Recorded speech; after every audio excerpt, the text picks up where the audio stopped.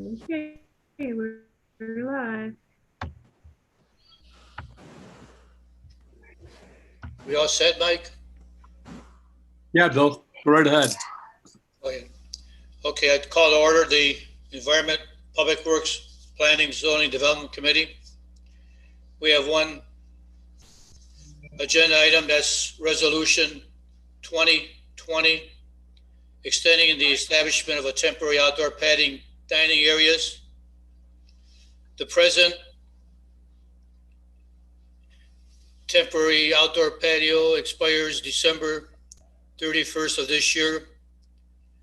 And Mike and I checked with the mayor, and he's in agreement that we extend it to December 31st of 2022, or if the temporary restrictions are lifted. Does anyone have any questions? Hey, Bill, Sarah? I just have a quick question about the date. How did we come down on 2022? That's giving an extension of 2 years where my fingers are crossed. Hopefully a year from now, we're going to be mostly out of this, right? The first vaccine was given today. So that kind of starts the year-long journey to potentially being out of this. What was the reasoning for 2 years? I'm not sure, Sarah. This came from the administration. I assume they're just, instead of coming back next year, which as I too hope that we don't have to, it's already incorporated. And the fact that if the restrictions are lifted, that would of course eliminate the date of 2022.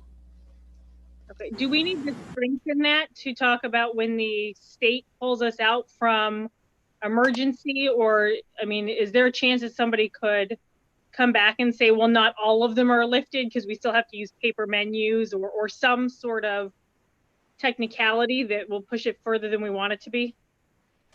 I have no idea. Mayor, you on the board? I don't see it. Liz, do you have any information? I do not know. Maybe.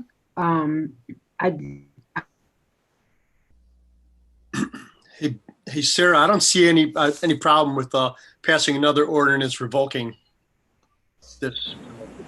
Okay.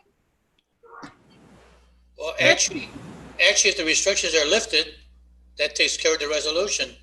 Right, but what she's trying to say, Bill, is if there's some lingering restrictions that, that would keep this ordinance intact through Right. 2022.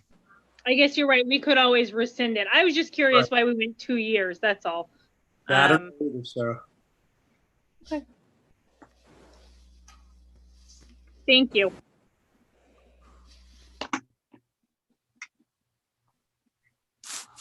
I have a question, Mike. The present resolution expires December 31st of this year. And if this goes 3 readings, we're not going to have anything in place. Are you saying if this doesn't go 3 readings? If it goes 3 readings, we're beyond the December date. It will not be passed until what? January. January 4th. January 4th. So we'll be 4 days without a legislation allowing the establishment of the temporary dining. Well, that's a good point, Bill. Want to pass it on second? I can make a motion to that extent. Any problem, any member of council have an issue with passing this on second to comply with the restrictions and regulations? No, I think it's a good idea to do it on second read. I went to one establishment that was doing the outdoor dining, and they had it really nice setup. Their protocol, it was very strict. They were adhering to all rules and procedures that are required. So yeah, I have no issues doing it on second read. I think that's a good idea. Yeah, the only issue that I have doing it on second read is really we didn't have to do it on second read. We knew this was expiring, the minute we passed it, right? So my issue is on principle that the administration should have sent it to us earlier, but I don't want to punish our establishments based on the administration waiting an extra week to send it to us. So I won't have any problem to vote on it on second. I can request a letter from the administration requesting this resolution be passed on second reading. At this time, I'll entertain. Mr. Chair, Mayor Cooney is on the meeting now, so if you guys wanted to pose those questions to him, he is on the meeting now. Thank you, Liz. Welcome, Mayor. Sorry I'm late. Thank you. Good evening, everybody. Yeah, is there any reasoning for the date of 2022 on this resolution? For the temporary dining, Yes, sir. the Division of Liquor Control, that's the date that they have in the, well, I should say the Ohio legislature allowed that extension to go through December 31st, 2022. So, or when the when the health order is terminated. So to mirror the that legislation is why we did that. Okay, thank you. Sarah, you understand? I do. Thank you for that, Mayor. Thank you. Mayor, do you have any input reference to this legislation? No, I just actually was talking to somebody about it earlier today. I just think it's an opportunity to give our local restaurants, you know, in the event this pandemic continues where it restricts capacity, it allows them an opportunity to to make some money, and but also I think it's helpful in passing it now. I think, you know, when this started back in March, people really didn't have a sense of how long it would be an issue. Well, we still don't know that. Having it passed now, it gives people time to plan for any type of infrastructure they may want to have include at their establishments, and also maybe plan for their menus or events if this legislation is continued, or this, you know. So you know, we're supportive of it. I think it's been helpful, and I think it could be helpful going forward. Thank you. I will request there was conversation that the present resolution expires December of this year. And if this goes 3 readings, it will not be passed until January of next year. Subsequently, I'm entertaining a motion to place this on, pass it on second reading, and request a letter from the administration expressing their concern that it be passed on second reading also. Are you comfortable with that, Mayor? We'll have that to the clerk tomorrow. Mayor, I appreciate it. Thank you.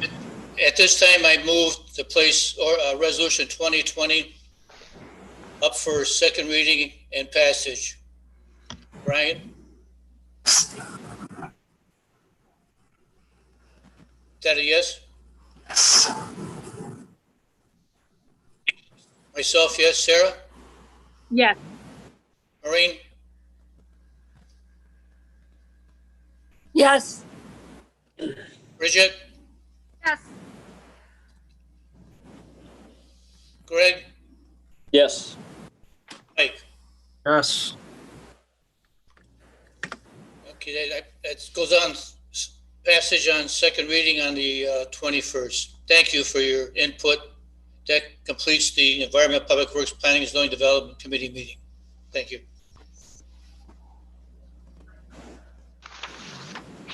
Can everyone hear me? Yep. Yes. All right, the Finance Committee will start at 7:10. And because we have a guest, I'm going to go kind of out of order, and I'd like to talk about Ordinance 2061, the issuance of sales and bond notes for the Gemini roof replacement project, because we have Matt on the line here who can answer all of our questions about it and kind of give us can you give us a brief reasoning why we're doing this? By all means, good evening all.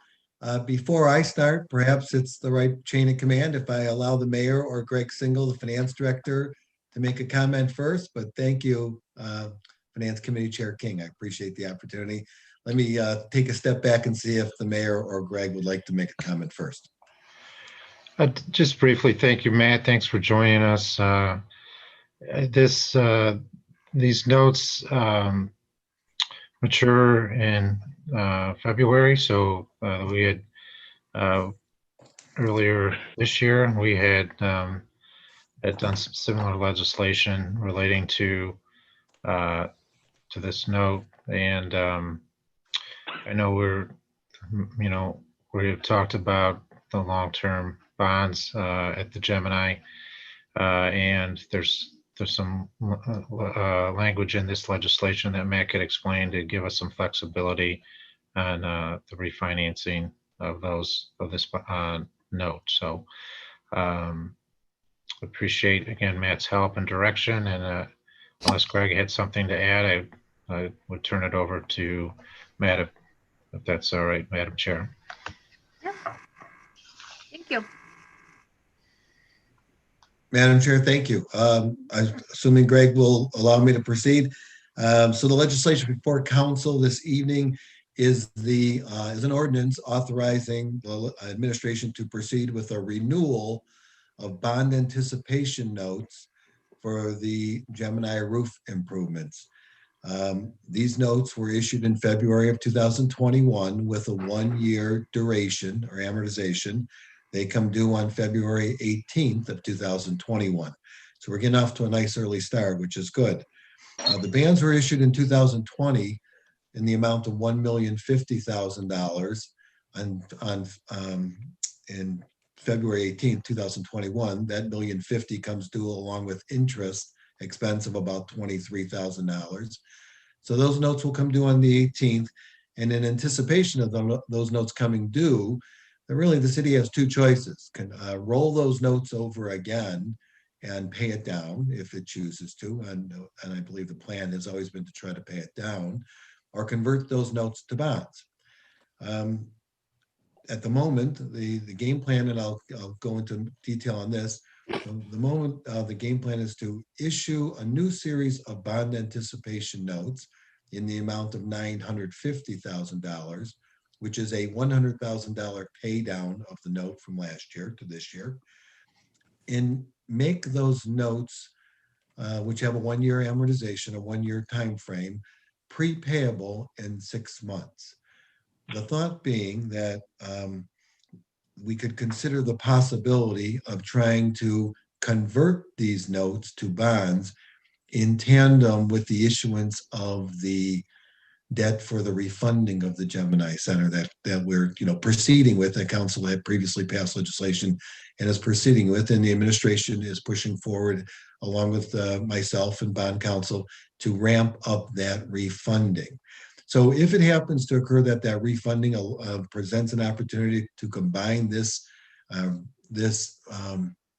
Gemini improvement financing with that Gemini improvement construction refunding, we'll try to align that so that we can convert those notes to bonds, as we are really in an attractive interest rate environment to do so.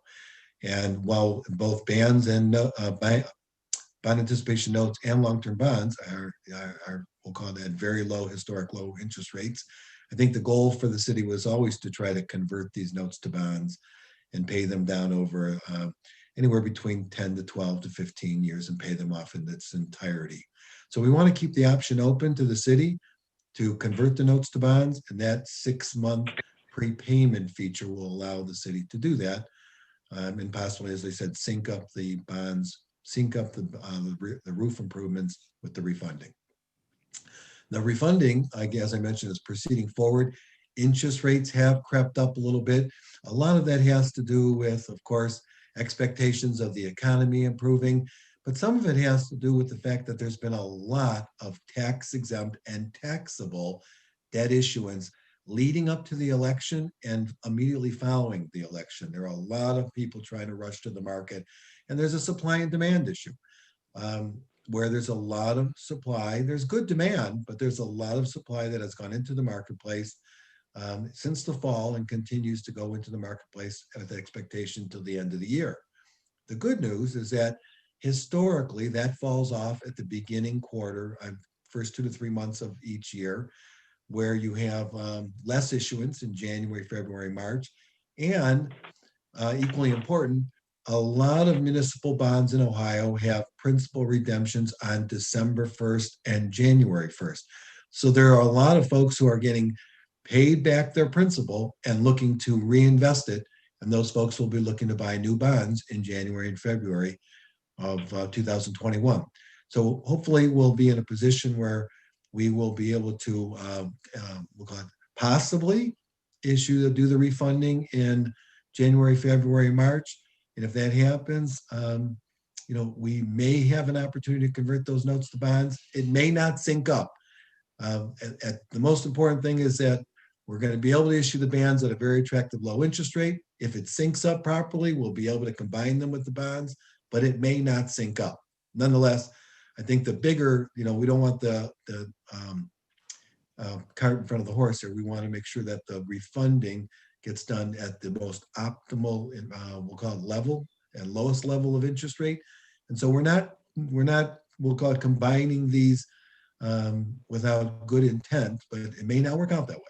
I just want to make sure that that's, again, we're trying to keep all the options open. And I'll stop there and see if there's any questions.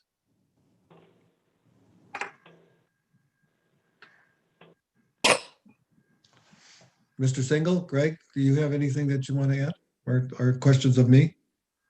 No, you and the mayor have covered everything I would say. Right now, the proposal is to pay down $100,000 of the outstanding principal, which as Matt said was $1,050,000. That would be incorporated in the 2021 budget. So is there any questions? This can go 3 reads. So if there aren't any questions from City Council, then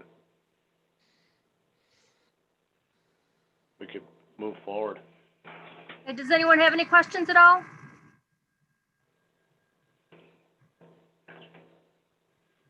Okay, then I'm going to motion to have this on second read, and I'm going to have it remain in committee so that everyone has ample time to go through everything.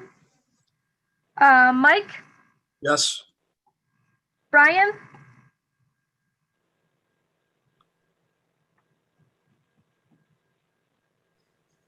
Brian? Yes. Okay. Bill? Yes. Maureen? Yes. Sarah? Yes. I'm going to vote yes. And Greg? Yes. Perfect. Madam Chair, thank you for allowing me to join, and thank you for moving this item up in the agenda. Very much appreciate it. No problem. Thank you so much for joining us, Matt. That was very, very helpful. Thank you, Matt. Have a good night. Thanks all. Have a good Thanks, evening. Matt. All right, so our next is Ordinance 2051, the 2020 Appropriations. And I left that ordinance and Ordinance 2052, the 2021 Temporary Appropriations in committee, just because that's a lot and it's a budget, and I wanted to make sure everyone had ample time to read it and prepare, and if anyone had any questions before we passed. I know we talked about it last week, but I don't know if there are any lingering questions or anything like that. All right. Seeing none. And I'm sure if there aren't any questions, there are going to be a couple changes. I'll go to start at Fund 709, the Redevelopment Fund. So the proposed appropriation change was $85,000. The administration will request that to be increased to $110,000 to accommodate the ordinance that council passed about a month ago, retaining council for the redevelopment project here in the community for an amount not to exceed $25,000. So that would appropriate the funds for that ordinance. Greg, what page is that on? That is on page 7 of 10, Mr. Chairman. Thank you. And then the other change is going to be in Fund 235, the Coronavirus Relief Fund. That's on page 5 of 10. This is ever changing. It's very fluid. So if I could ask council to, if this is permissible, to move this ordinance to the, I believe there's going to be a committee meeting prior to the council meeting on the 21st. So this item could be moved to that meeting. By the end of the week, the figures for this fund should be finalized. They have to be finalized by Monday, but as soon as I have them, I'll submit them to City Council, and then if we can amend the ordinance at that time and move it to the council meeting that evening, that would be greatly appreciated, if that's possible. That's possible. Is that possible? That's possible. It is, okay. Absolutely. Okay. We will do that. We appreciate that. Sorry to interrupt, Madam Chair. We just appreciate that. As Greg mentioned, these it's very fluid with Corona money, and we just want to make sure we maximize, the benefit for the city, and also have some flexibility going forward. So we appreciate the consideration. Okay, any other questions on ordinance 2051 or ordinance 2052? Okay, then I'd like to make a motion to put ordinance 2051 on third and final passage. Mike? Yes. Brian? Yes. Bill? Yes. Maureen? Yes. Sarah? I'm going to say yes, but did we say we were going to refer that one back to committee, or was it 2052 we were going to refer back to committee? I thought it was 2052. Okay, it's probably just me not following the numbers. Then yes. Greg, No, we want, excuse me, Madam Chair, we want 2051 to go back to committee. Oh. Okay. Sorry. No, Thanks, Sarah. I misunderstand. Thank you, Sarah and Greg. All right, so let's revote on 2051 to go back to committee. Mike? Yes. Brian? Yes. Bill? Yes. Maureen? Yes. Sarah? Yes. I'm going to vote yes, and Greg? Yes. All right, then 2052, the 2021 temporary appropriations. I'd like to make a motion, put that on third and final reading next week. Mike? Yes. Brian? Yes. Bill? Yes. Maureen? Yes. Sarah? Yes. I'm going to vote yes, and Greg? Yes. Okay. Okay, next up is ordinance 2057, authorizing the finance director to transfer funds. Director Single, do you want to talk on this at all? Certainly. Thank you, Madam Chair. Mhm. I have sent up a request to have this passed under emergency at your meeting next week. I apologize for that. I dislike asking you to pass things under emergency. However, to comply with your Ohio Revised Code and to satisfy the auditor's request, this ordinance would need to be approved by year end. Council's already approved the transfer in the 2020 budget. However, the auditors in the Ohio Revised Code asked for a separate ordinance for these types of transfers of funds. So I'm just asking to help us through the audit process to just have this and to comply with the Ohio Revised Code to have this legislation approved by year end. Okay. All right, does anyone have any questions on this ordinance? Okay, seeing none, I'd like to make a motion to put this up for final passage next week. Mike? Yeah, it's pass on second, right? Correct. Yes. Brian? Yes. Bill? Yes. Maureen, Yes. Sarah, Yes. I'm going to vote yes, and Greg? Yes. Okay.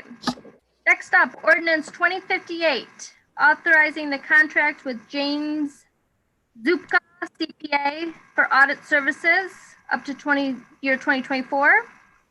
This kind of goes with the next ordinance 59.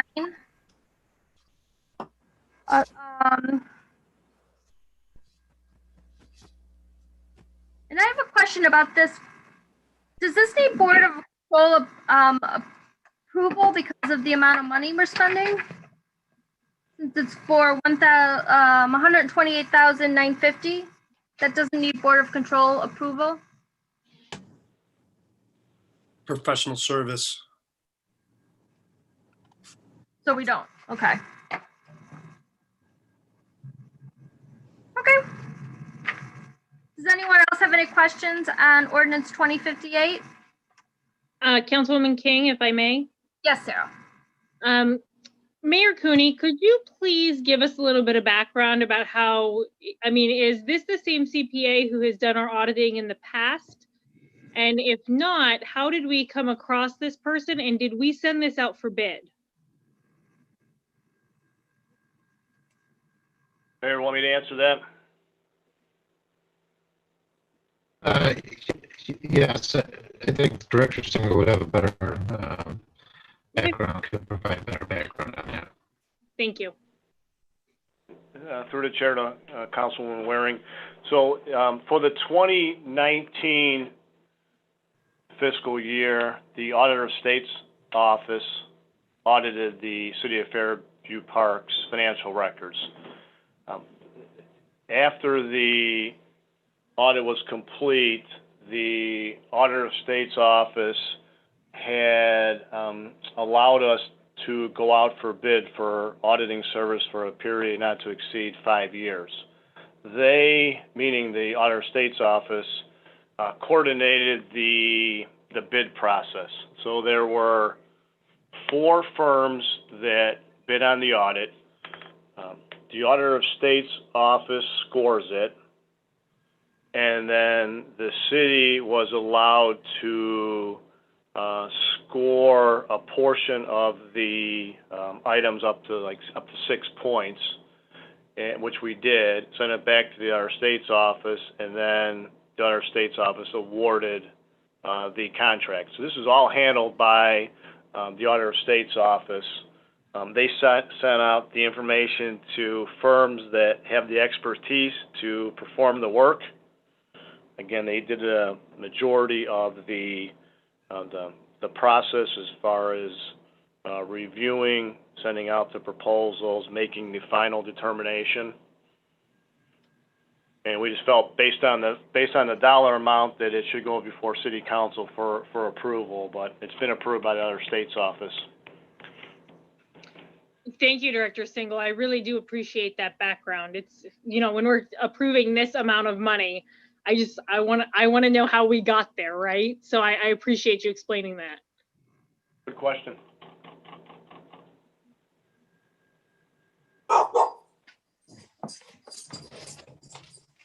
Okay, any other questions on ordinance 2058?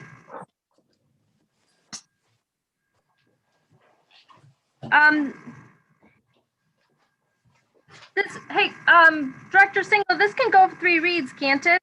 This was not Yes. Okay. Go 3. Okay.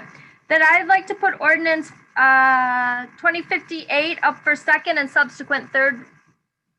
Mike? Yes. Brian? Yes.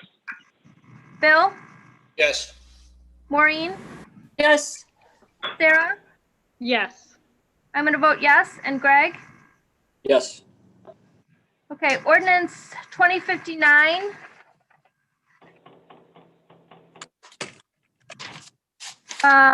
It's goes hand in hand, I think, with ordinance 58. James, about the CPA. So I'd like to put this up. Go ahead. Oh, go ahead. I was just going to say that we have used James Zupka's office for the gap conversion. They did the work in 2019. They're familiar with the city. They work well with my staff. They have helped us off-season. So we would recommend retaining them for another 2 years to help us through the preparation of the comprehensive annual financial report. Aren't we doing this through 2024? This one is through 2021, so it's through just 20 and 2021. Okay. This 2-year period, and we'll reevaluate at that time. Okay. Thank you. Okay, then I'd like to make a motion to put ordinance 2059 up for a second and subsequent third. Mike? Yes. Brian? Yes. Bill? Yes. Maureen? Yes. Sarah? Yes. I'm going to vote yes. And Greg? Yes. All right. Next up, ordinance 2060. Authorizing the agreement with the software solutions. I feel like this is just kind of a standard operating procedure ordinance. We've used this before. Software solutions has been used in the past. Correct, Director Single? That's correct, Madam Chair. That is correct. Okay. Does anyone have any questions on this one? Okay, then I'd like to make a motion to put this on second and subsequent third. Mike? Yes. Brian? Yes. Bill? Yes. Maureen? Yes. Sarah? Yes. I'm going to vote yes. And Greg? Yes. Okay. Next, I want to jump down and talk about Resolution 2021, the 2021 Area Agency on Aging contract. Again, I kind of feel like this is a standard operating procedure one. There's that.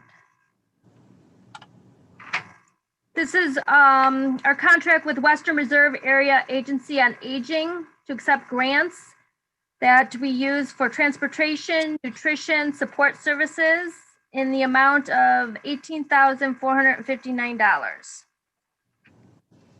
anyone have any questions on that? We do it every year, Bridget. I figured it's something we always do. That's why I didn't see the need to bring in the director of senior living there. But we could invite her if anyone would have questions. We've been doing this every year for X number of years. Take the money. Madam Chair, it's for the meals that are provided by the Western Reserve Area Agency, and well, this year we were unable to do that at the senior center. We were able to deliver meals to our residents, and that's, we'll see where it goes in 2021. But that's what this is for. Perfect, thank you. Does anyone Thank you. this one?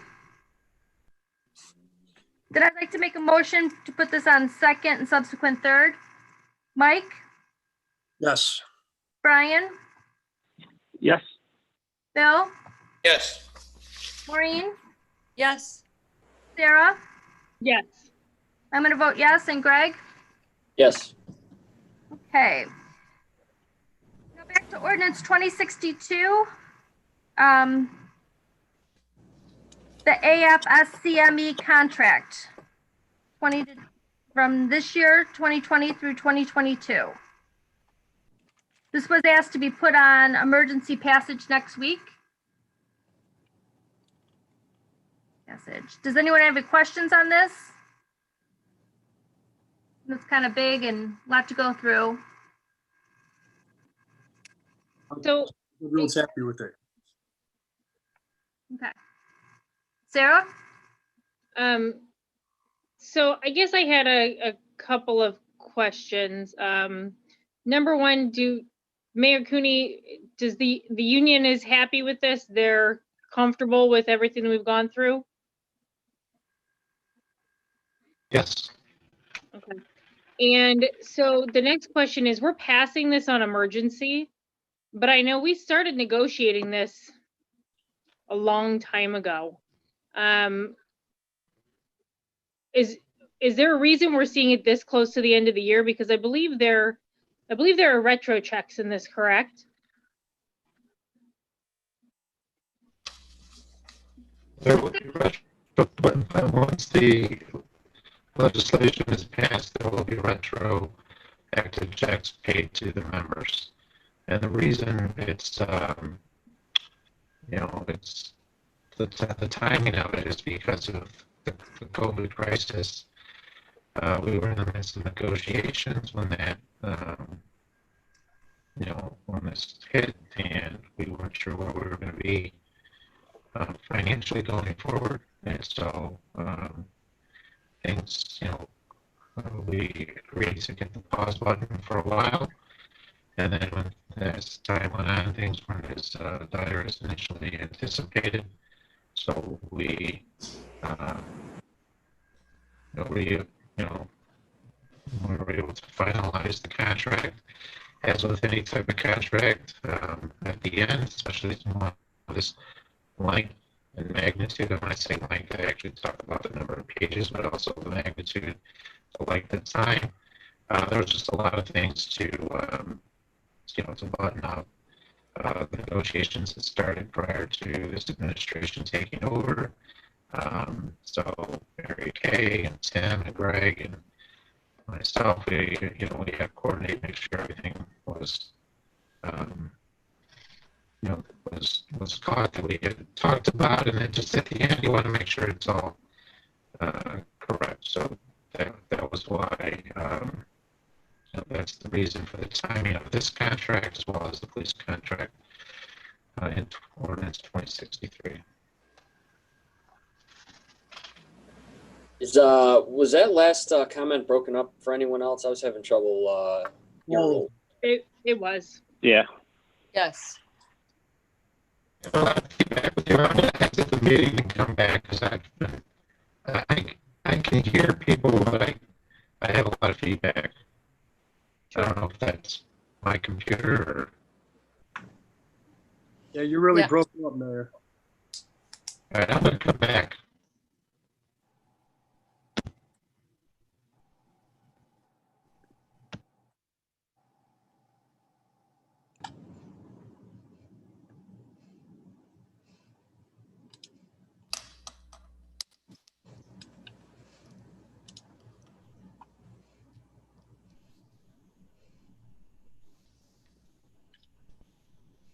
I was just gonna wait for him to return so we can go over those answers again. Give him a minute.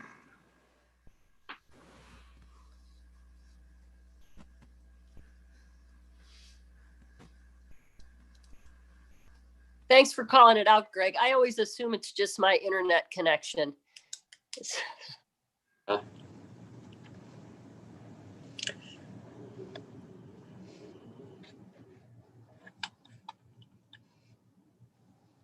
He's coming back now. Okay.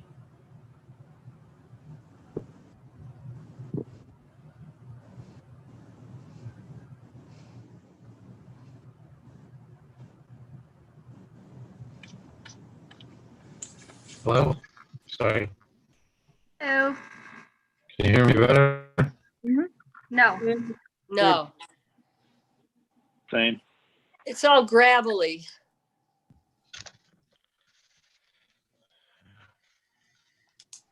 Did you guys pay the internet bill this month? Up to the finance director.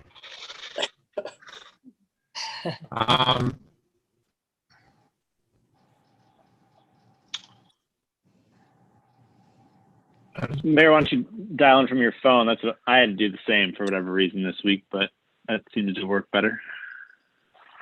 Yeah, or grab Single's phone. He's already on the line.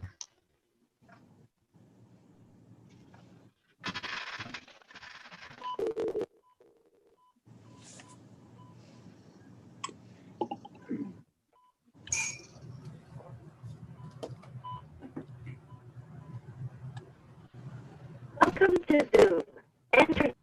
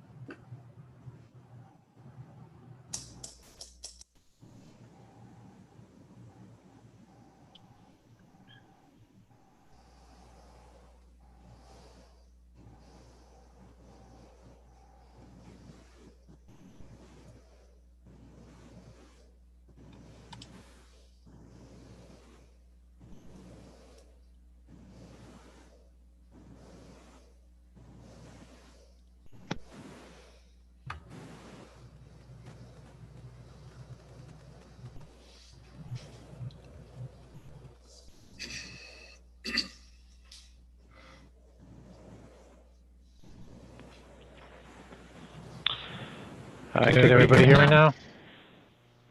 Yes, that's better. Okay, sorry about that. Yeah, much clearer.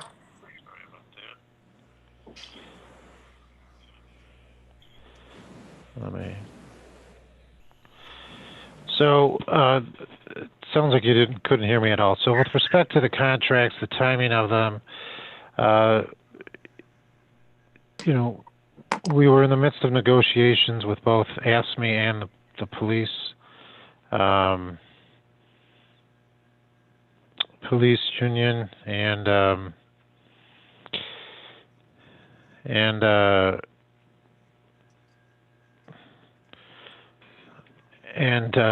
when this COVID crisis began. So we hit the pause on negotiations and kept people informed as to where things stood.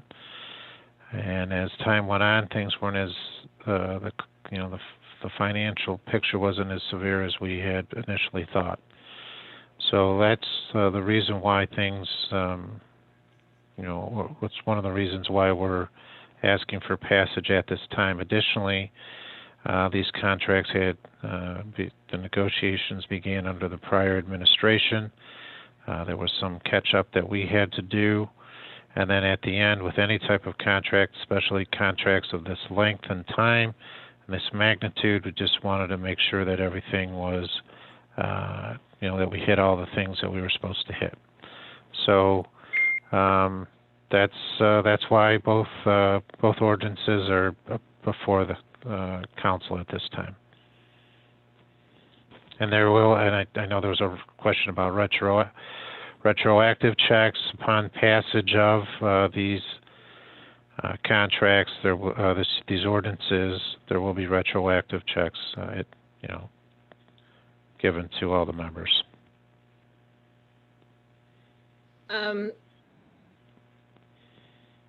Councilwoman King, if I may continue. Yes, go ahead, Sarah. Thank you. Thank you. So Mayor Cooney, I have two additional questions for you. The first one is related to the retro checks. Can this administration commit that those can be cut and delivered in the 2020 year? Because I know there will be tax implications and budget implications, tax implications for the employee, budget implications for us as a city if we don't cut them before the end of the year. So can we commit to that? And the second, we're working on it.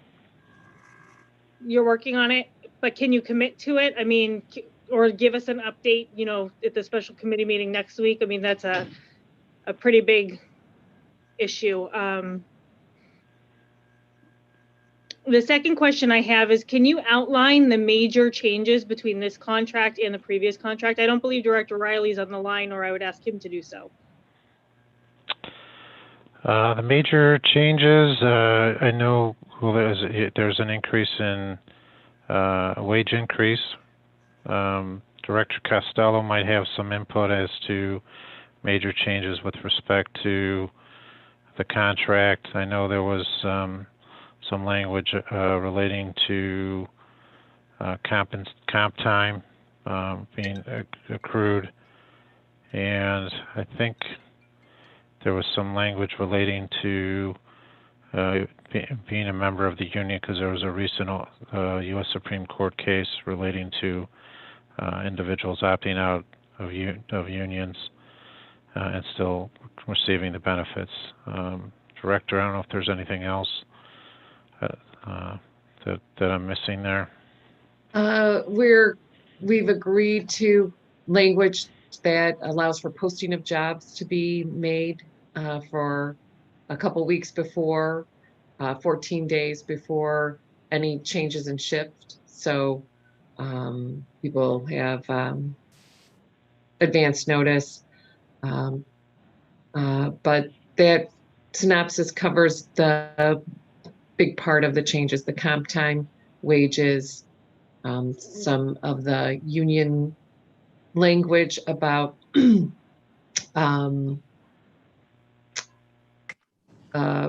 their union activities and union business for the most part. Payroll payments to the union. So those are the big items.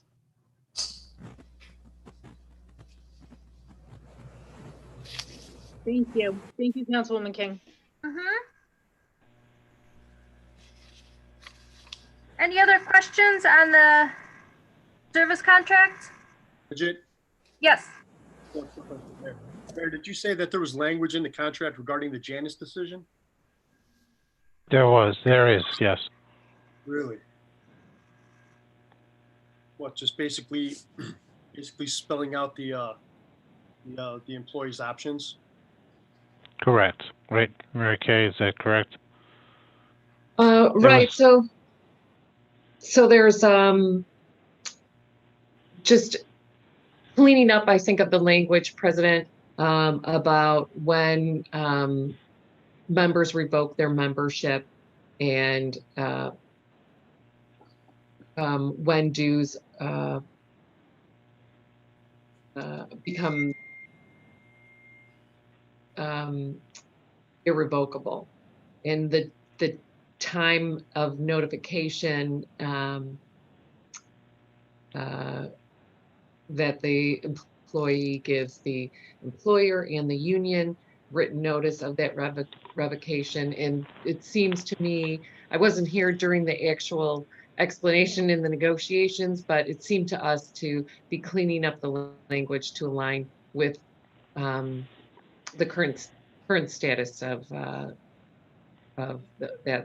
those legal cases.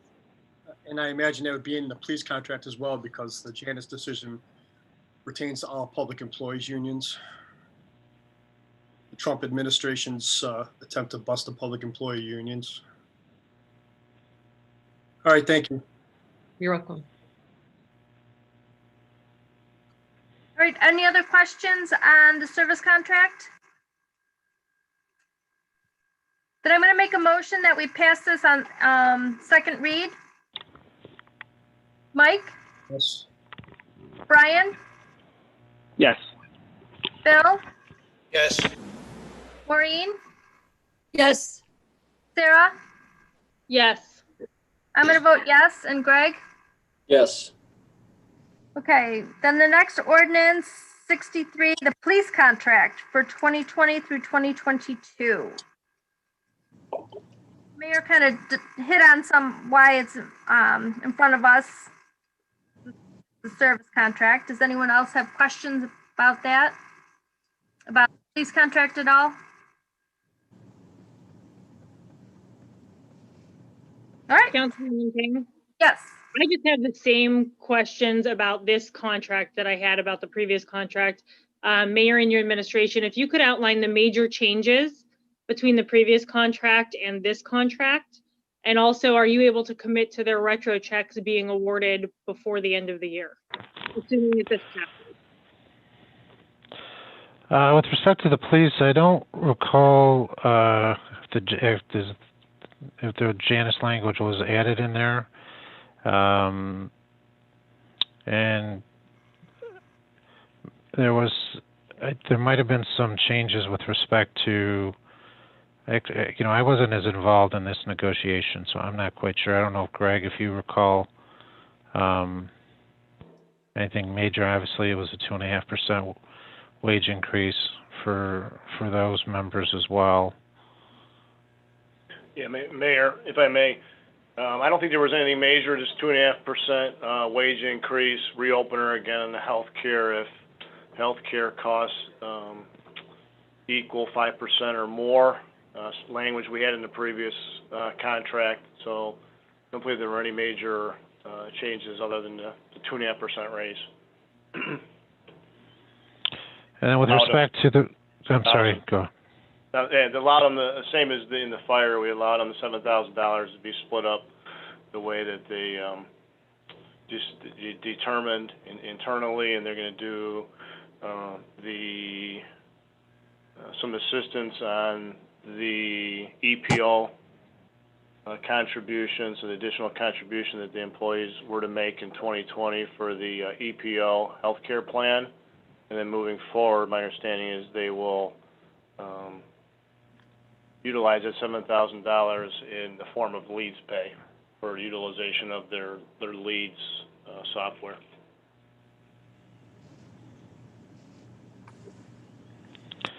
And then with respect to the retroactive check, the finance department is working on those as well, and we hope to have those in hand by the end of the year. Bridget? Yes. Yes, Bill. Mayor or directors, did the police go into fact-finding at all? There was a fact-finding request that was filed, but it was settled before we got to a hearing. Thank you.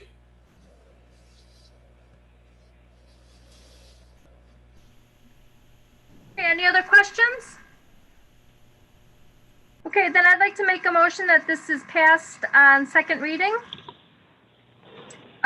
Mike? Yes. Brian? I'm sorry, Brian, I didn't hear that. Yes. Okay, Sorry. Bill? Yes. Maureen? Yes. Sarah? Yes. I'm going to vote yes. And Greg? Yes. Okay.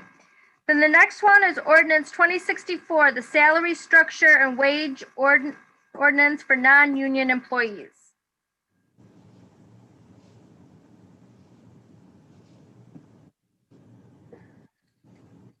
Does anyone have any questions on this one? Let me pull this one up.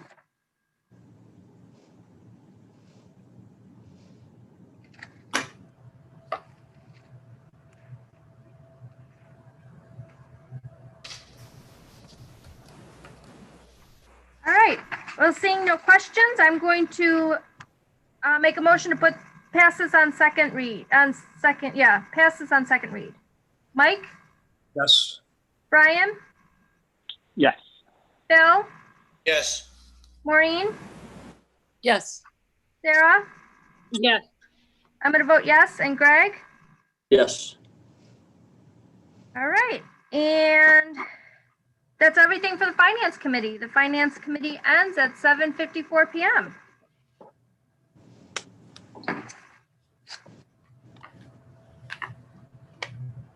Thanks, Bridget. You went out of order now. I got to kind of Sorry. start scrolling through some stuff. I had a big contract there to get through. All right. So the Local Government and Community Services Committee will begin at 7:54 p.m. And first up for discussion is ordinance number 20-50, which is the ordinance that sets the membership fees for the Fairview Park Recreation and Community Center. So I just wanted to bring this one back. I know last week we talked about the fact that this means that our fees will be the same for essentially 4 years in a row. And earlier tonight, we did discuss that we have some major bills to pay on this particular complex. So I just wanted to bring it back for any further discussion on leaving the user fees unchanged for 2021. Does anybody have anything they'd like to add?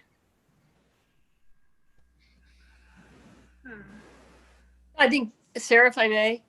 Yes, please. I think that basically, as we mentioned before, the time we can see, obviously, there will be a need to raise fees just from a financial standpoint. We can't sit on this all the time, but obviously the circumstances as they are right now is not the right time to be raising the fees. It'll cause more of a stir. It'll lose a lot of support for our city government and for the city officials in our claim to be looking out for the best interests of, Fairview Park and, the world as a whole, truly. So I just think, as a goodwill gesture, if nothing else, we need to keep them the same. And it'll allow the new director, he's going to obviously have to very much re-examine other options within our operations in terms of activities and ways to generate fees. So that it kind of buys him time to do that so that we can really roll out a new and improved package in the future in which we will be giving people more bang for their buck, which we can't promise right now at all. It's hard to argue that COVID-19 has put a major stress on the members of our center and the center itself. So I definitely agree with that. Does anyone else have any feedback or discussion that they'd like to have on this?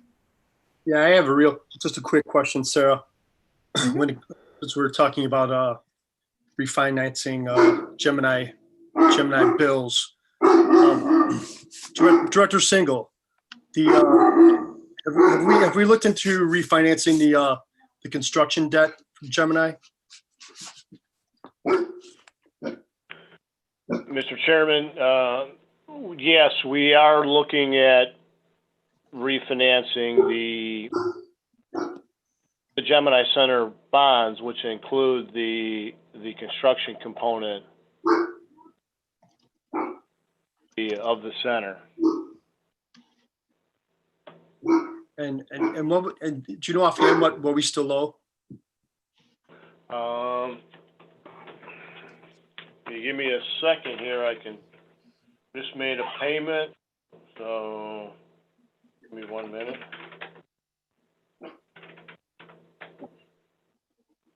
Obviously much more substantial than the roof debt.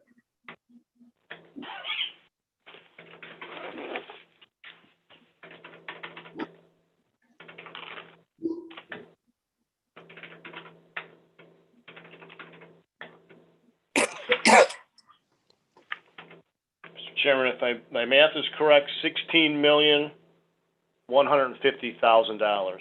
That goes out to December 1st of 2030. All right, thank you. Director Singal, can you confirm that's all of the debt we owe outside of the roof that we talked about earlier, or that's only the construction component? This is just the outstanding bonds for the Gemini Center. Okay. And then we have the $1,050,000 in notes for the repair of the roof, and then also some borrowing for the fire truck and some other minor, smaller borrowings for equipment. And there's also a Ward 2 sewer, I have it here,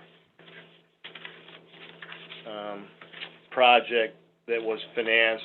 That debt service is $25,000 a year, roughly. That goes out to, I'll have to look here, I think that goes out to,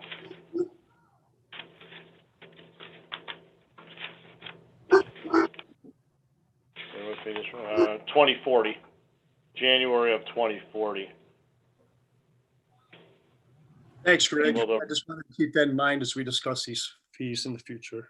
Also some debt that was incurred, but it was issued through North Olmsted for their wastewater treatment plant.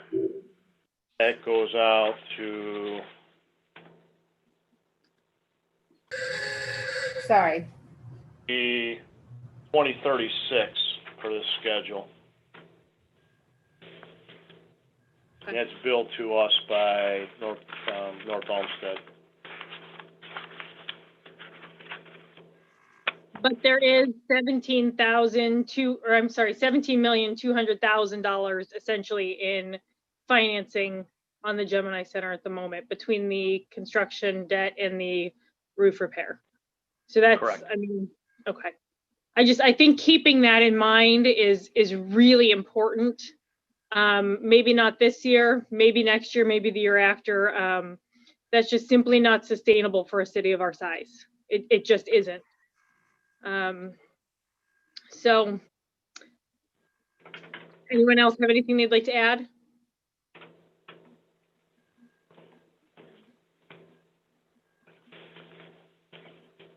Okay, then I'm going to make a motion to place this ordinance on third reading and final passage. Mike, Yes. Brian, Yes. Bill, Yes. Maureen, Yes. Sarah, yes, Bridget, Yes. and Greg. Yes. Wonderful. Okay, so then let's move.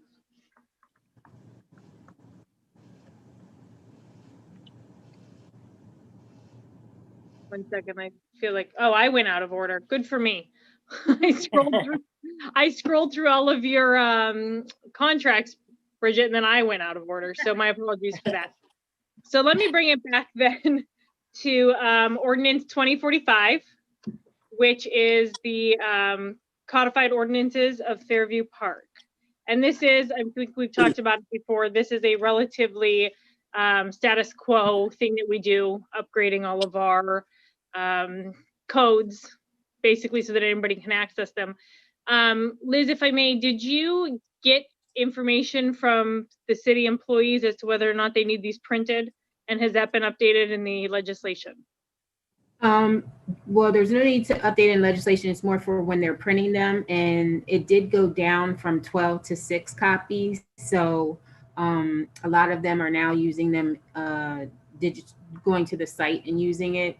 But there are some departments like the building department and obviously the mayor's office, we keep a copy on file with council. But they do also, I ask every year for them to provide a disc with the entire book. So, you know, maybe in the future as people move more to digital and they do want one particular section, it can just be emailed and they can just house it on their computer. So, but I do know that some of them just like to have that book and paper to make copies or whatever. But that's a nice downsize. So. Okay, no, that's good to know. I'm glad you got that information. So the other thing that I know that we will need to do is we're going to have to make an amendment to this. So I'm going to propose that right now. Currently, this says that we will be putting the ordinances in from 12/31/18 to 10/28/20. I'd like to make sure that these ordinances that we're passing right here at the end of the year that are pretty important to the codified ordinances are included. So I think I'm going to put it through, I'm going to make the amendment that goes through 12/21/20. Sarah, excuse me. Yeah. Oh yeah, go ahead. You may want to even do it. I'm not sure when the legislature recesses, but because their changes are also incorporated in there, maybe you want to take it out to the end of the year, just because if they do any state changes, I know they're going to recess probably soon if they haven't already. I just don't know what that date is, or I'd tell you, but maybe is it better to go 12/31/20 and just literally take it till the end of the year? Yeah, or I mean, I can check and see real quick if they have a date for recessing. Yeah, I'm okay to push it out. That's a 10-day difference. I spoke with a representative earlier today, and I know that tomorrow's their last day in Columbus, so Okay. I know it's close. I'm not sure about the Senate, though. That's someone from the House of Representatives. But I think I think the clerk has a great suggestion, and we want to make sure we catch all the the amendments or a lot of things happen in lame duck. So if we would it make a I think 10 extra days. I don't know if it would make a difference from a procedural standpoint with the company, but I think we probably could catch some major changes if they happen down there. The date that they're showing is the 22nd if needed. So, I mean, you may just want to go ahead and take us through the end of the year because, again, lame duck, you just never know what's going to happen. Yep, let's push it out. I'm going to make the motion to change the included dates from 12/31/18 to 12/31/20 instead. So that motion, or I'm sorry, that amendment will appear in the ordinance when we read it next week. That is section 1, Sarah? Yes, I'm sorry, that is in section 1. Okay. Okay. Any further comments on this? Then I'm going to make a motion to place it on third and final passage. Mike? I'm sorry, he just texted me and said he had to go. And if Councilman Minute could run the meeting, he had to step away, so. Okay. Well, then I'll start with Brian. Yes. Okay. Bill? Yes. Maureen? Yes. Sarah, yes. Bridget? Yes. Greg? Yes. Motion passes 6-0. And then let's go back. Okay. So then let's move to Resolution 2017, which is the resolution that establishes our Diversity, Equity, and Inclusion Coalition. So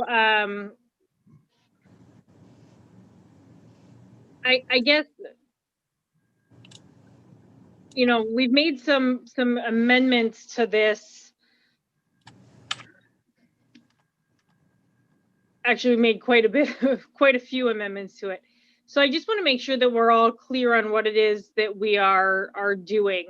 So we are passing we are voting on a diversity, equity, and inclusion coalition. The reason that we are doing that is because we have identified racism as a national public health crisis. And the Diversity, Equity, and Inclusion Coalition allows council and the administration to receive recommendations on issues that promote diversity and inclusion. It also allows members to examine, explore, and identify ways that we can welcome and support all members of Fairview Park, whether it's their race, sexual orientation, religion, age, etc. So I hope everybody had a chance to read through all of those amendments because there are quite a few of them. Is everybody comfortable with those amendments? Oh, I just have one comment. Yes, please. It on the application, the revision that came out, I think it's great. Only thing I would critique on that would be maybe we should limit it to 1 page rather than spilling into a second. As far as the spacing goes, allowing how much space for each question. And then again, remove the word task force and change it with the word coalition. Otherwise, I think it's good.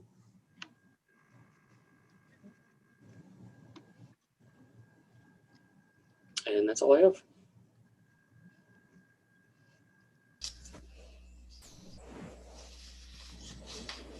So I guess I have a procedural question. And I'm going to defer to our more senior members of council and the administration to help me figure this part out because I just don't know. If we move this to third and we vote on it next week, and if it passes, you know, what is the procedure for setting dates, times that these are required to be returned by and all the rest of that? Do we need to do that prior to this passing? Does that all need to be spelled out? I'm not positive how to make sure that we're setting the procedure up appropriately. Sarah, my personal opinion would be to get everything together before we pass it, to determine what you want to do, which avenue you want to go down, how you want to do it, before you put it up for passage. Because once it's passed, it cannot be changed. I appreciate that advice, and that's kind of what I suspected. So we have the ability to read this next week on 3rd, but if we do so, we'll need to put some amendments or perhaps just additions to the application form that suggests date, time, etc., that these are due by. So my question is, do we want to play it safe and put this on 3rd reading on the 4th to allow time for the amendments? Because my thought would be that we accept applications throughout the entire month of January and take a look at interviewing in February. Does that sound correct? Or does that sound agreeable to the rest of council?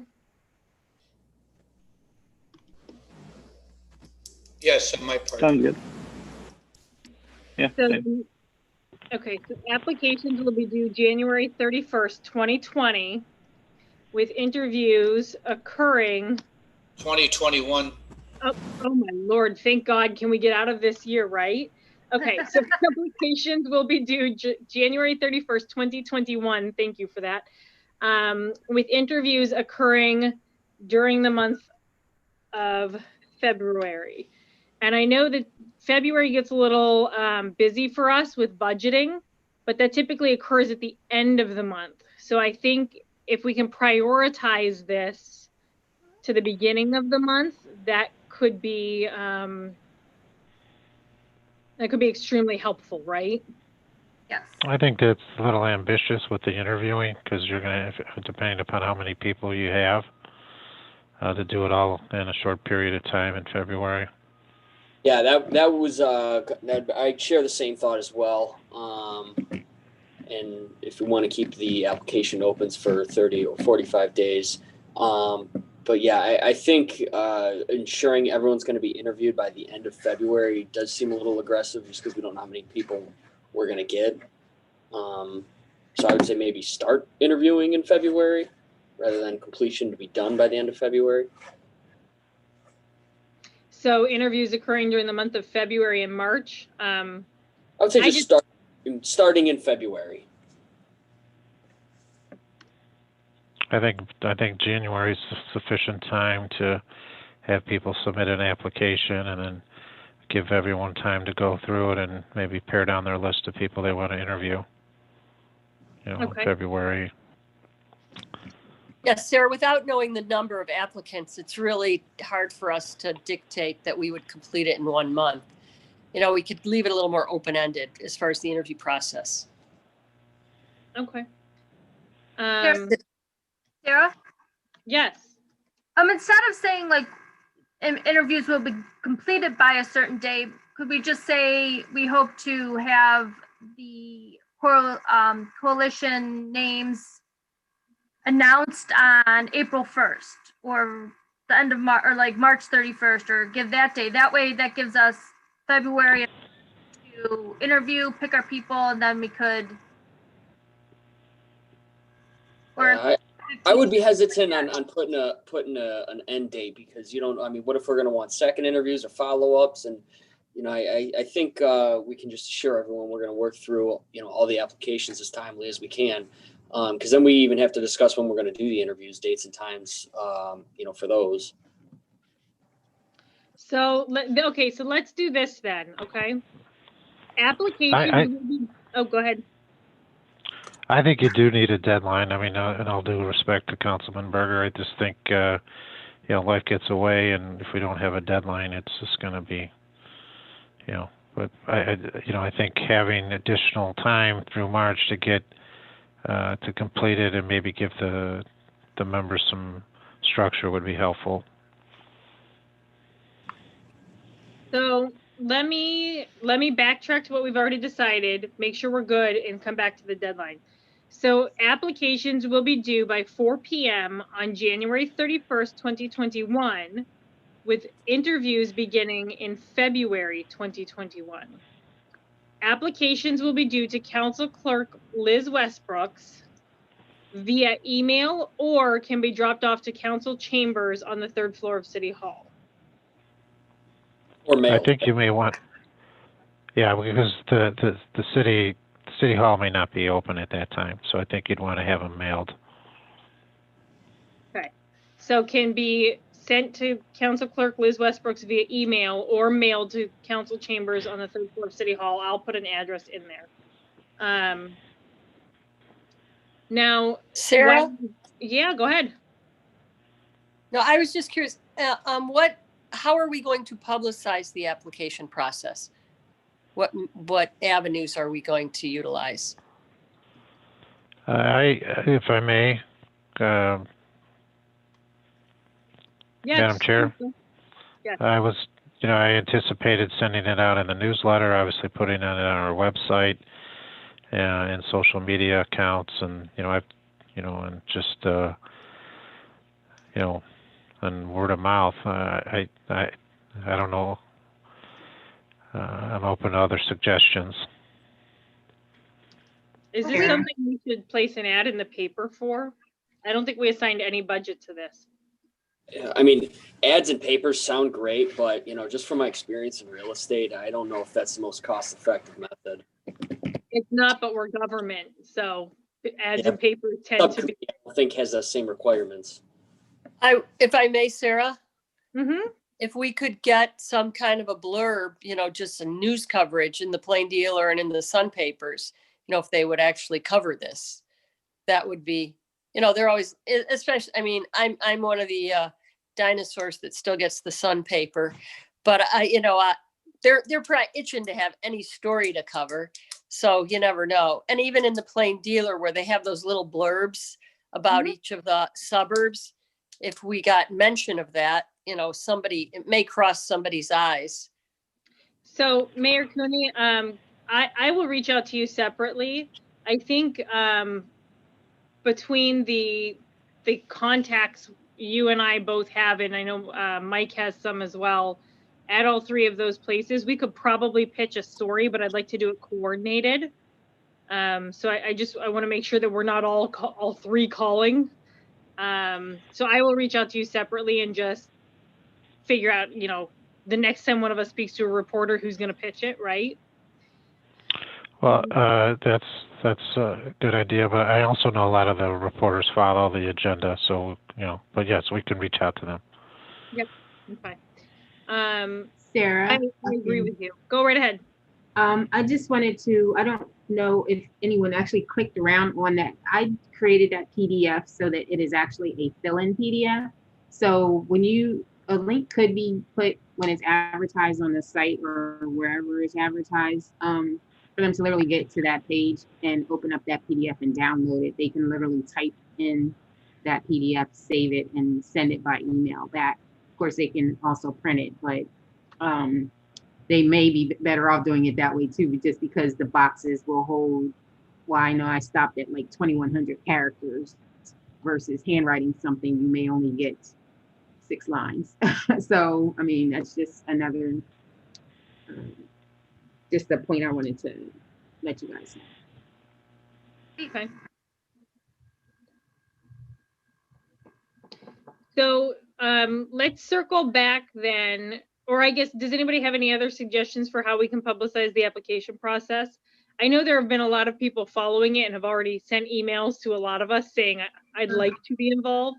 So word is getting out somewhere, whether it's on the agendas or social media or just word of mouth. But I do think it's important, Mayor Cooney, to put it in the newsletter, that we put it on social media and we really talk that up. The other thing we were talking about is kind of that end date. So, we're going to start doing interviews in February. Maybe what we should say is, and this is probably important for anybody who's trying to apply, right? The task force will begin its meetings on May 1st, 2021, or whatever date we want to pick, so that they know, the first week of May, however we want to word it, but let's give a time that this will commence. Is everyone in agreement that we need to do that? And if that's the case, is April 1st too soon, the first week of April too soon, given that we're going to start interviewing in February? Or do we want to push out to May? And May just seems so far away. Hey, Sarah, Yeah. that May seems too far away. I would really love it if we could possibly get it so that it could start the first week of April. And I was also wondering for the interview process, were you thinking of doing something like the way we did our budgets, where we did a Saturday for a couple hours and we just line everyone up? Or were you just thinking, what were your thought processes on that? So my thought process was no, we would not have a special committee meeting. We would probably try to interview 3 to 4 people a night and maybe schedule them for a 20-minute interview or a 15-minute interview. And I think that's how they've done it before when trying to fill open council seats or other seats like that. I think it would be too much to ask people to give up their Saturday, mostly the people who are interviewing. But I also think it's important we keep it on a regular schedule for the citizens who are watching and very interested in this. I'd like to keep it there. So it would be during committee meetings. So it would be a public interview then for, is that what you're saying? If it's during a committee meeting? That's a good question. Okay. Is there any sort of sunshine law that indicates this has to be public? I guess that's a good question. It Yeah. would be a public body, so I'm gonna guess yes, because all public bodies have to follow the sunshine law, but I'm not a lawyer. That's just what I'm thinking, because it would be a public body that they would have to, just like the P&D Commission, BZA Commission, they all have to advertise their meetings under the sunshine law. Oh, I guess I meant the interviews, right? So The interviews. call an executive session and interview them in private, or do we need to interview them publicly? I guess that's where the question comes in.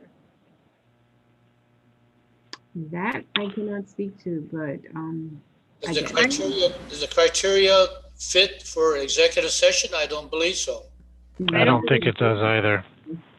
They're not public employees, employees per se, but they're just volunteer. But so I don't think it has to be. I don't even think there's a category under executive session for it. The other way of maybe doing it is not have a majority of council do the interviews, because if you're going to have it a public interview, people might be uncomfortable, but maybe not. So if you have less than a majority of council do the interviews and make recommendations, that's a possibility. We also split up council like that, we could maybe get through more people quickly. Well, I think the trouble there is that if you split up council, you don't have the same people who are interviewing. You don't have any consistency. I don't So think that could be I don't think that would be a fair interview process to split it up and have some people interviewed by this group and some by that group. While it could make it a little bit more expedient and avoid the public interview, I'm not positive that that's the right thing to do in fairness to the candidates. I agree, Sarah. When You need consistency. When council interviewed for, like Sarah, like you said, for council openings or things like that, those aren't public, are they? I believe, and Bill, correct me if I'm wrong, because you would definitely know. I believe if it's a council opening that is a public employee and thus falls under executive session, whereas these people would be volunteers.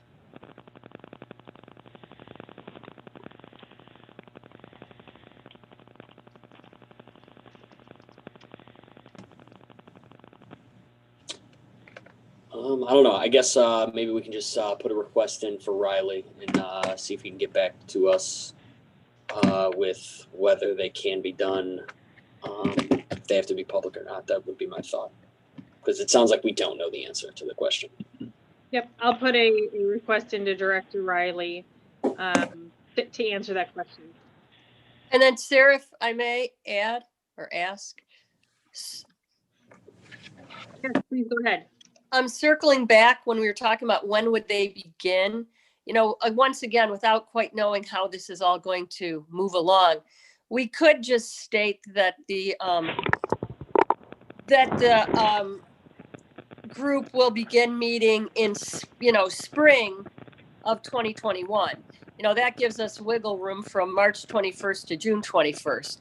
Because I think once we select the group, it's a group of 9 people. And so for all of them to even come together to get a agreed upon date, which we know may be impossible, it'd be nice to give them a little bit of wiggle room as well. So just saying spring of 2021 gives at least some sense of time frame, but it doesn't lock us into a date like April 1st, because we just don't know what we're going to run across in the interview process. And even when we do pick the people, their own scheduling of that initial launch meeting.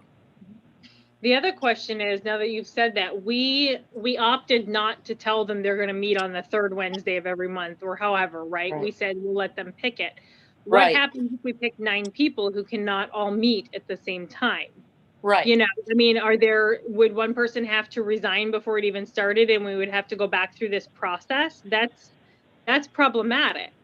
Well, I think I recall us saying we're picking 9 in anticipation that people will need to miss sometimes. And that's what I'm wondering when this group gets together. It might not always be a Wednesday meet. They may be rotating a little bit, I'm just guessing because I don't know, but that's when we said a public meeting though, in which case it would have to be advertised.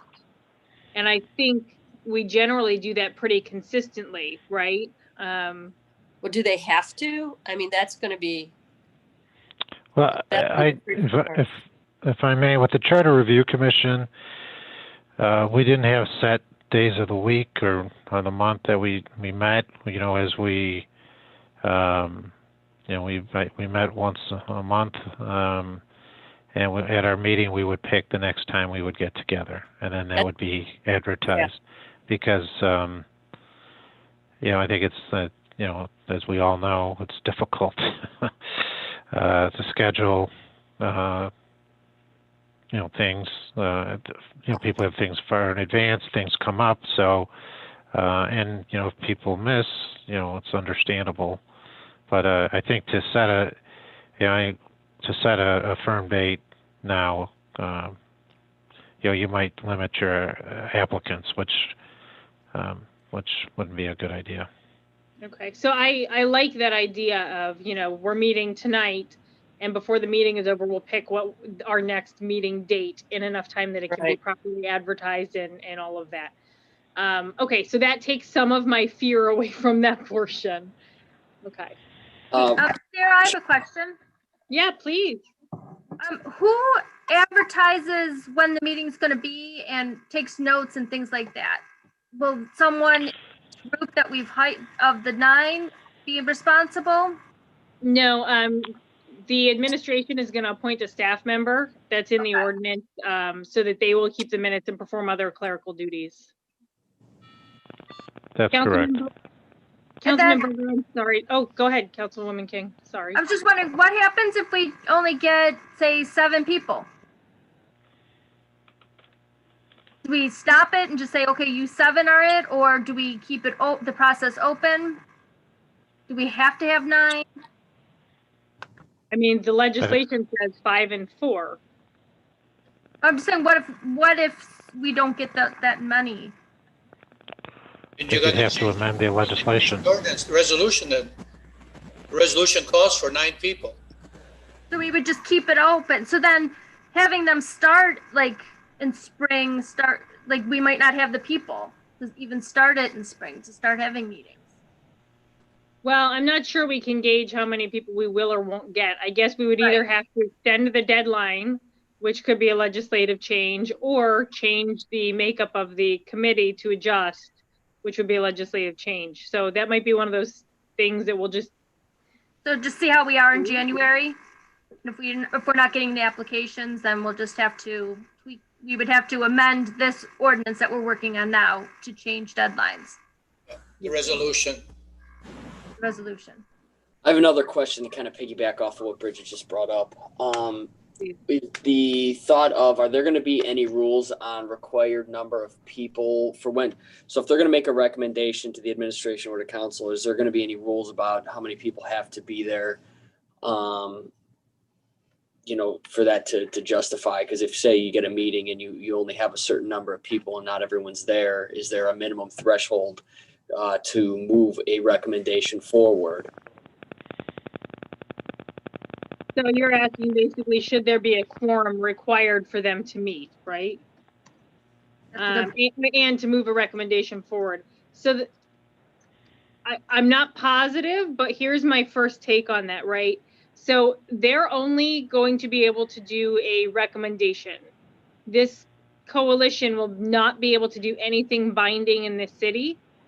So I'm not quite as concerned about saying you need 50% of the members to vote for it or 60% of the members to vote for it, right? But to your point, I also wouldn't want to see a recommendation created with 2 members out of 9 present that, you know, 7 people would be like, wait, what? I'm sorry, Sarah. Yes. Under the Open Meetings Act, as a public body, they have to have a majority to vote. Now they could probably make their own rules, like council has rules for certain things to have a majority plus 1, but like you said, they wouldn't be making any changes to where their vote would, you know, they would require a vote like that, but just for general information, as a public body under the Meetings Act, they would have to have a majority for any vote, really. A majority a quorum, a quorum to have the meeting and then also to vote. And that would be 5 of them if we're looking for a majority, right? Because there's 9. Correct. Okay. All right. Hey, cool. Awesome. Councilman Berger and Liz, we got that one. We need a quorum. Woohoo. So then, yeah, I suppose we should probably put some language in there about requiring a quorum for recommendations, or I guess, you know, they would need it to vote. So we could put that in there. Good feedback. Sarah? Yes, please. Do you have a list of PowerPoints reference this resolution? I think we set out numerous issues here, and I hope you wrote them down or someone wrote them down, because we're talking composition, we're talking meeting, we're talking timeframes here. I would suggest you get all these PowerPoints together here and then have a nice package for us. So I've been taking notes, and fingers crossed I've got them all. If not, I guess I can listen later and double check it. But yes, I will put this into a nice package. We haven't voted on it yet, but I see this coming back to committee because this is a lot that we're discussing. I would not want to amend this on the floor. But yes, I will get that pulled together for everybody to review. Thank you. Sure thing. Does anyone else have anything else they want to weigh in on for this?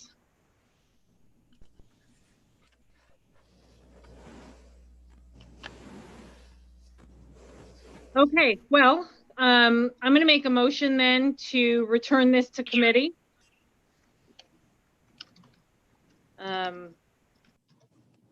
So is Mike's not back. Brian? Yes. Bill? Yes. Maureen?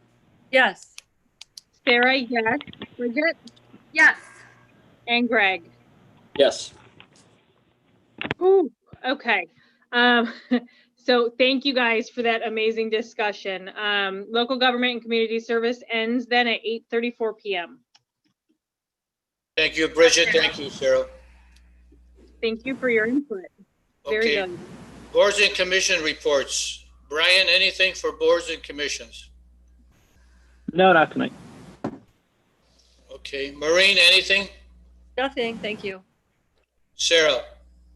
Thank you, Council President Pro Tem. So a couple things related to the school district. The first thing is they do continue, Fairview Park City Schools do continue to meet in remote fashion due to the COVID-19 emergency. The superintendent did send out a very nice pleading email to all the families in the district, and I'll pass this information along. basically our behavior over the next 2 to 3 weeks is going to dictate whether or not these kids make it back into school in January or if they continue remote. So basically his recommendation is please follow all of the COVID guidance. This is affecting our children, and the more we can do to get them back in school, the better. And secondly, I did want to point out that the superintendent did issue his intent to retire as of August 1st, 2021. So the school board will be starting a search for a new superintendent at the beginning of next year. Thank you. Thank you. Bridget, anything? Nothing, thank you. Greg, anything? Nothing, thank you. Okay. The Planning Design Commission, of course, meets this Wednesday at 7 o'clock. There's 6 docket items. 21405 Lorraine Road, review of plan for signage. 19384 Lorraine Road, review of plan for exterior renovations. 22245 Lorraine Road, review of plan for signage and exterior renovations. 22210 Lorraine Road, review of plan for exterior renovations. 1300 Lorraine Road, review of plan for fencing. And the last docket item is parcel 321-29027, mandatory referral of ordinance 2038 for report and recommendation pursuant to Article 7, Section 2D of the city charter. Moving on to roundtable. Brian, anything for roundtable? No, not tonight. Thanks.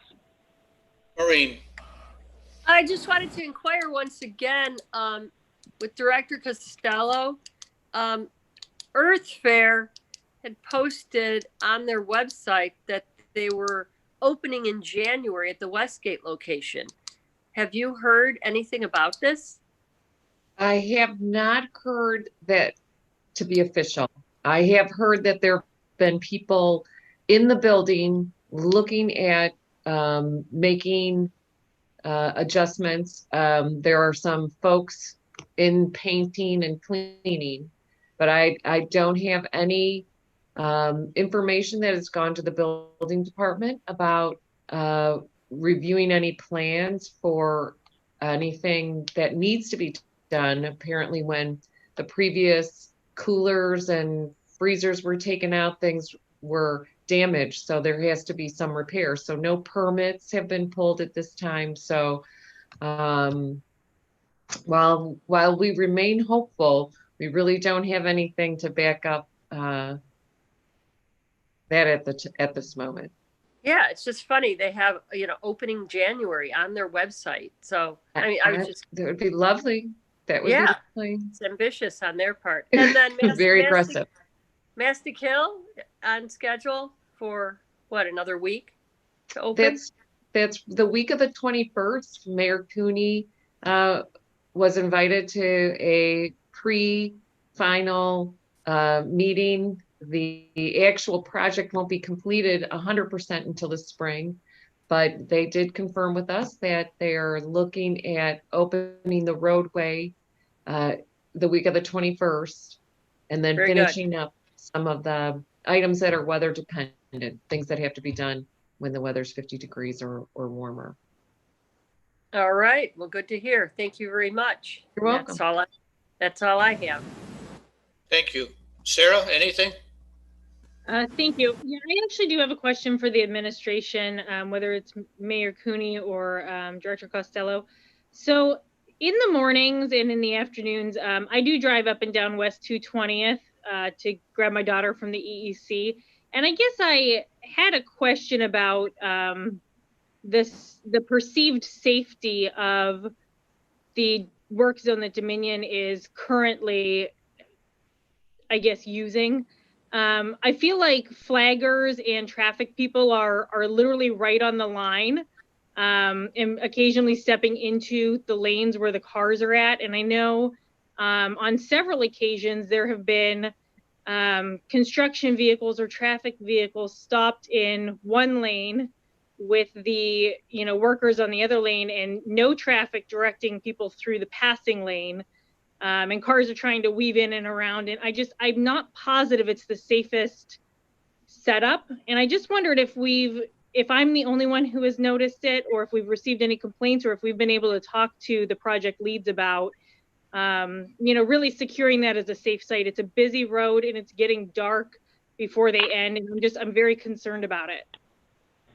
This is the first I've heard. I don't know if the mayor has heard anyone complain about the positioning of the safety people. I'll certainly reach out to not only Dominion, but I have the owner of the company that's doing the flagging, safety signage. I heard a complaint earlier this evening about something similar, which I was going to bring to your attention. Because there are police officers there. We will talk with the chief about having the officers keep an eye on the flaggers and the construction crew. They have certainly requirements that they have to meet under their safety standards, and which we will remind them of. And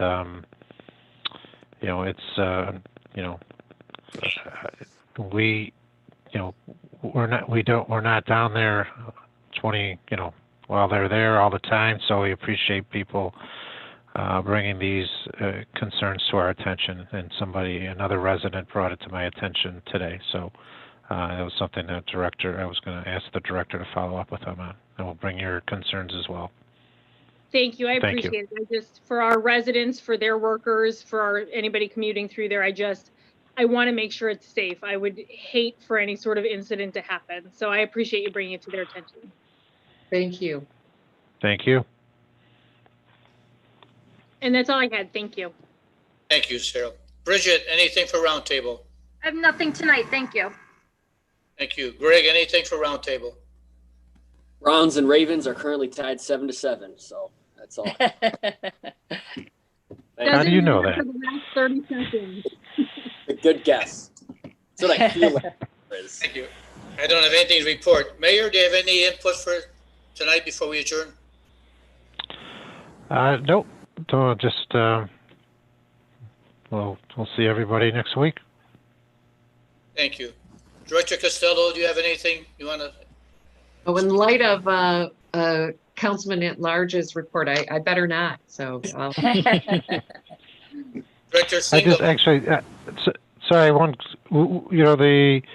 the service department is still out collecting leaves. Obviously, it was weather dependent. Thankfully, the snow melted slowly. So they finished up on the east side of town. They're not going to make a final pass. They're starting on the west side of town, and they will hit every street. So again, it's weather dependent. I know there's some snow in the forecast for Wednesday, but they're out there trying to pick up things as quickly as they can. If there's things that people can handle on their own, that'd be great. It would help them as they move through the city. So. Thank you. What's the score now, Greg? I don't know. Thank you. Mayor, real quick with that. Is the debris and stuff like that from the storm, is that all, are they doing that in the same pass, or is that just periodically after that, or just when they get to it? That's a separate crew. So people, again, if they leave their debris on the tree lawn, then they'll get to it. They did it in zones, and then they're going to make another pass throughout the city to catch things that they may have missed. Okay. Or that people are bringing back from their backyard, like somebody I know on the phone right now who has to get some of his stuff on the tree lawn. So please let people know they can put it on the tree lawn, and if it goes a little longer and it hasn't been picked up, they can reach out to you or us, and we'll talk to the service department. But the service department is planning on doing another pass for all that debris as well. Thank you. Yep, thanks. Director Singo, you with us? Baskin, I have nothing further to add tonight. Thank you. If there's nothing additional, the committee meetings for December 14th are adjourned. Thank you, everybody, for your input. Thank you. Thank you. Have a good night, everybody. Night. Thank you. Bye-bye.